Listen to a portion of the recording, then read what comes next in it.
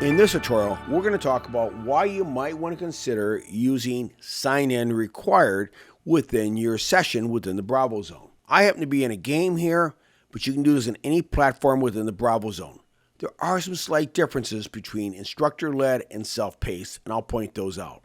If we go to the Publish page, you can notice by default, the participant's sign-in requirements is set to no sign-in required, and this works for most people.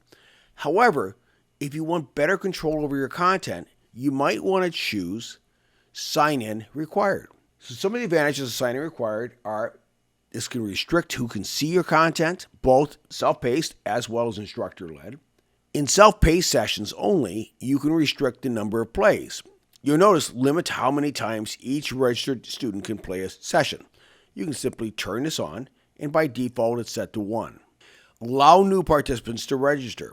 What this simply is when people first log into your session, they'll be prompted to create an account. Another advantage of sign-in required is it kind of reduces the ability for students to learn the test or the session. So if you have a high-stakes session, you don't want people to basically learn the test, you can restrict it to 1 play.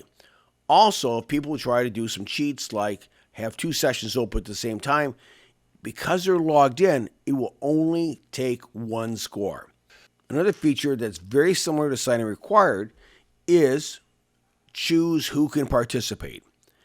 This requires the user to be signed in, but they have to sign in ahead of time. You just can't send them a link and they can automatically play. So what this means is, we're selected, I can go in here and choose people that are already registered and assign them a session.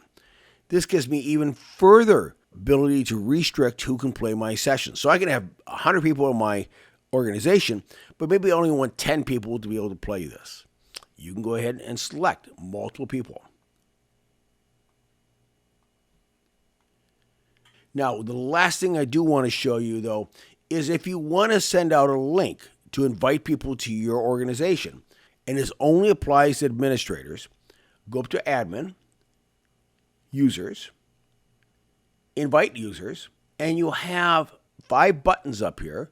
And what button is available will depend on the licensing you have. So if I want to invite a student, I just simply click on the student button. It gives me a link here. I can copy that and simply send it out to my users, and now they'll be assigned your organization when they create an account. If you have any questions or comments, feel free to reach out to us. Until the next time, hope you always find unique ways to make your next presentation more engaging.